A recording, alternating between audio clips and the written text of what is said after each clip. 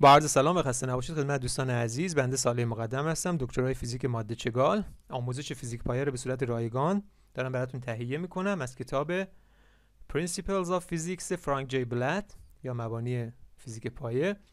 خب میریم سراغ درسمون. ابتدا در مورد خواص مکانیکی مواد میخوایم صحبت کنیم.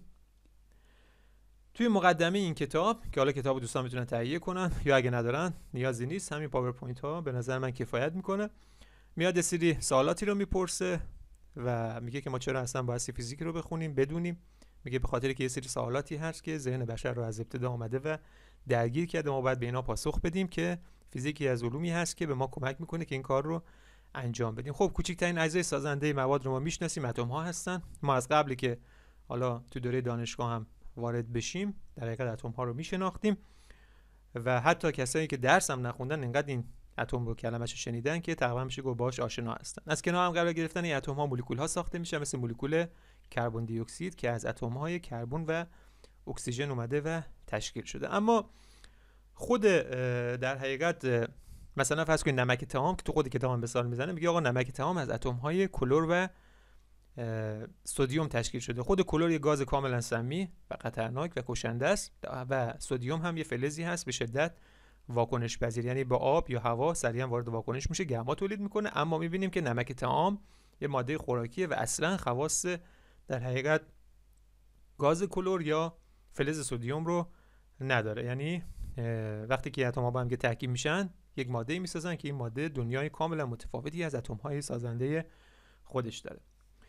اما در مورد فاز یا حالت مواد صحبت میکنه. 3 تا فاز خیلی مهم ما میشناسیم: جامدات، مایعات و گازها. اصلا نیازی نیست ما توضیح بدیم زیاد در مورد اینها. فازهای دیگه مثل فاز پلاسما هم وجود داره و از طرف دیگه این فازها یا حالتها میتونن تبدیل بشن به هم دیگه. مثلا یه جامد میتونه تبدیل مایع بشه، مایع به گاز تبدیل بشه، یا اینها بیاد و برعکس اتفاق بیفته. مثلا یه جامد مستقیم به گاز تبدیل بشه که هر کدوم از اینها اسمهای خاص خودشو داره، هر کدوم از این گذار فازها.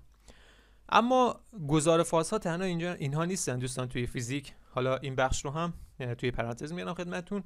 مثلا فرض کنید که ماده مثل آهن تو دمای 770 درجه سانتیگراد خواص مغناطیسیش تغییر میکنه. اینجا هم مثلا میگیم یک گذار فاز مغناطیسی اتفاق افتاده. درست شد؟